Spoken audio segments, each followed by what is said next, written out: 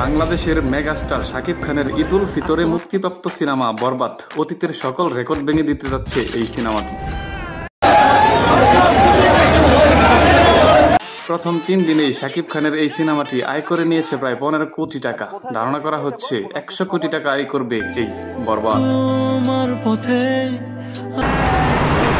উনি একজন drug addicted. দেশের বিভিন্ন মাল্টিপ্লেক্স সিনেমা হলে দেখা গেছে দর্শকদের ব্যাপক ভিড়। এবারের ঈদুল ফিতরে একই সঙ্গে মুক্তি পেয়েছে ঢালিউডের 6টি সিনেমা। দেশের প্রায় 220টি সিনেমা হলের মধ্যে প্রায় 180টিরও বেশি সিনেমা হল দখল করে নিয়েছে মেগাস্টারের বরবাদ।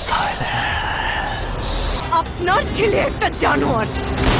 শাকিব খানের এই সিনেমা দেখে উচ্ছ্বাসে মেতেছেন তার অনুরাগী ভক্তরা। বলছেন দেশের ইতিহাসের সর্বোচ্চ ব্যবসা সফল সিনেমা হবে এই মেগাস্টারের বরবাদ।